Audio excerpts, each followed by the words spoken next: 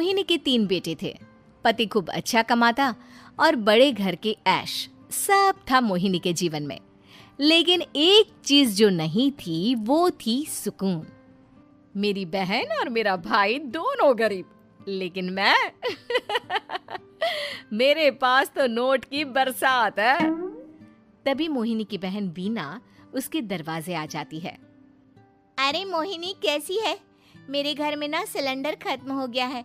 तेरे पास तो इतने पैसे हैं, भरवा देना मेरा सिलेंडर। पैसे जैसे ही आ जाएंगे मैं दे दूंगी। तभी मोहिनी का पति राकेश आ जाता है। क्या है बिना, ये अपने घर की परेशानी हम लोगों के घर ना गाया करो। तुम्हारी बहन को तुम लोगों पर तरस आ जाता है और वो पैसे देने लग जाती है।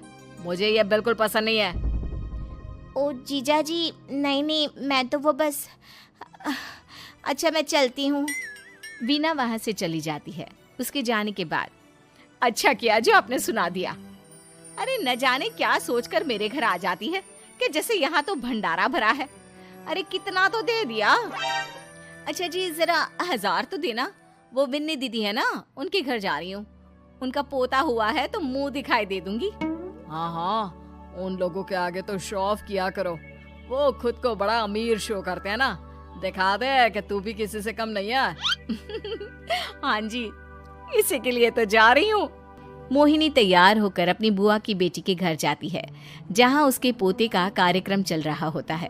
वहाँ वीना भी आई होती है। अरे वीना, क्या जरूरत थी यहाँ आने की? तेरे घर पर गैस नहीं है तो वो भरा लेती। क्या करूं मोहिनी, बुआ को बुरा लग जाता नहीं जाती तो। वैसे मेरे पास एक जोड़ा बच्चे का कपड़ा रखा था, वही अपनी चांदी के पायल के साथ देने जा रही हूँ। घर पर गैस थी नहीं, सोचा परिवार यहीं खाना खा लेगा, बाकी सुबह का सुबह देखा जाएगा। मोहिनी को बहन पर दया आ जाती है। वो पर्स से 1000 रुपए निकाल कर दे देती है। ले बिना, लेकिन पैसे वापस कर देना, तेरे जीजाजी हिसाब लेते हैं। मोहिनी भी क्या करती, गरीबी में बहन का सहारा ही उसके जीवन जीने का आधार था। फिर एक रोज, सुनिए, भाई के घर बेटी हुई है, मुझे माँ के पास जाना होगा। अरे उस घर में ना कूलर है ना एसी, कैसे रहोगी तुम? हाँ, वही सोच रही हूँ कि अकेली जाऊं, बच्चों को साथ ना ले जाऊं। चली जाओ, लेकिन ये जो तुम अपने गरीब परिवार से मिलने चली जाती हो ना, मुझे बिल्कुल अच्छा नहीं लगता। पता नहीं मैं भी कैसे मैनेज करती हूँ, लेकिन क्या करूँ। मोहिनी भाई भाभी के घर आती है। मोहिनी, कैसे आना हुआ? तू यहाँ हम लोगों के घर रह लेगी या फिर किसी होटल में रहेगी? क्या हो गया है माँ, मोहिनी को क्यों ऐसे बोल रहे हैं आप? अरे तू नहीं जानती अपनी ननद को, पैसे वाली है ना, तो ऐड कुछ ज्यादा ही है। मोहिनी को माँ की बात का बुरा नहीं लगता है, क्योंकि उसे पता ही नहीं चलता कि माँ उसे जली कटी सुना रही है। वो भाभी की बच्ची के साथ लेन देन करती है और वहाँ से चली जाती है। उसके जाने के बाद, माँ, क्यों आप मोहिनी को इतनी सारी बातें सुनाती हो? भाई का बेटा बोल पड़ता है।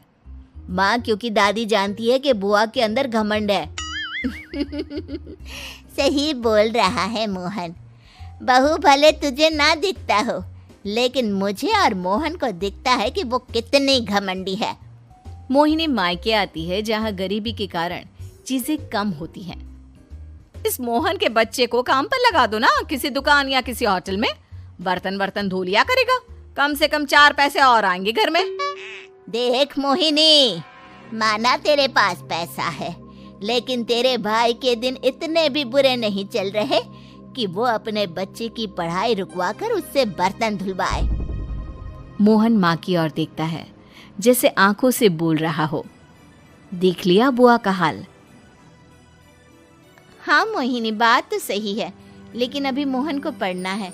आखिर तुम भी तो अपने दोनों बेटों को पढ़ा रही हो ना।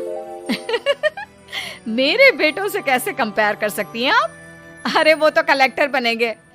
हाँ, कल को वो मोहन को नौकरी में रख लेंगे, क्यों?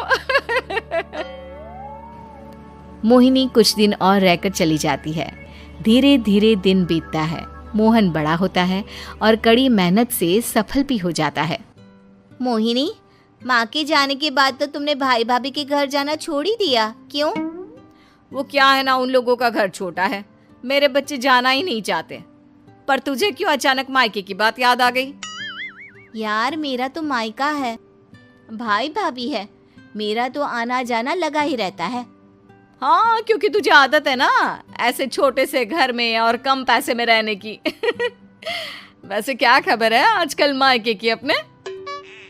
अब वो घर छोटा और कम पैसे का नहीं रहा, क्योंकि मोहन तो बहुत बड़ा आदमी बन गया है।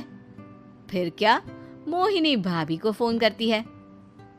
मोहन किसी बड़ी कंपनी का मैनेजर हो गया है क्या भाभी? क्या ये सच है? हाँ मोहिनी दीदी, अब तो हम लोगों के गरीबी के दिन कट गए। आपके भाई ने कोई अच्छे कर्म किए होंगे जो हम लोगों का बेटा इतना अच्छा कमा रहा है। देख लो भाभी, पहले भी आपने कई गलतियां की थी, आप थोड़ा संभल कर चलना। भाभी को मोहिनी की बात समझ में नहीं आती कि वो क्या कहना चाहती है।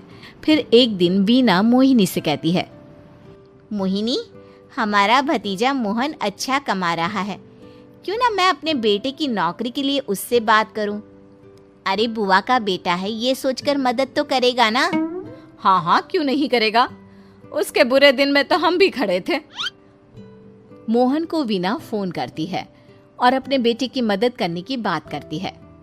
हाँ हाँ बुआ, क्यों नहीं, आप सिद्धार्थ को भेज दें, मैं अपनी ही कंपनी में उसकी नौकरी करवा देता हूँ। दिन बीतते हैं, अब वीना के हालात भी अच्छे हो जाते हैं। क्या बात है वीना, तूने भी कार ले ली, वो भी इतनी अच्छी? हाँ मोहिनी, अपने भतीजे के कारण तो हम लोगों की दिन अच्छे हो गए। उसने सिद्धार्थ की नौकरी लगवा दी है, वो भी शानदार। ठीक है, लेकिन पैसे ख्याल से खर्च करना। वो क्या है ना, पैसे आने आसान है लेकिन संभालने मुश्किल। मोहिनी घर पर अपने पति से बात करती है। देखो ना, सबके पास पैसे हैं, एक वक्त था जब मैं ही अमीर हुआ करती थी। लगता है कि ज्यादा दिन नहीं रह पाओगी, मेरी नौकरी को कुछ साल ही बचे हैं और तुम्हारे दोनों लड़के निकम्मे हैं। उन लोगों को बोलो ना कि नौकरी करे। तभी वहाँ मोहिनी के बेटे भी आ जाते हैं। अरे हमें क्या मोहन समझा है जो दिन रात गधे की तरह काम करते रहे? खैर, दिन फिरते हैं और मोहिनी के पति की नौकरी भी खत्म हो जाती है। मोहिनी क्या करे, थोड़े से पैसे में गुजारा नहीं हो रहा है, तो क्या करे, मेरी समझ में कुछ नहीं आ रहा। मोहन को बोलो ना कि वो इन दोनों के लिए नौकरी देखे, जैसे सिद्धार्थ के लिए नौकरी देखी है। मोहिनी क्या कहती, उसे अपने वो दिन याद आ जाते हैं जब उसने भाभी से मोहन को नौकर बनने की सलाह दी थी। क्या हो गया, क्या सोच रही हो मोहिनी? यही कि वक्त कभी भी किसी का भी पलट सकता है, ऊपर वाले से डर कर रहना चाहिए।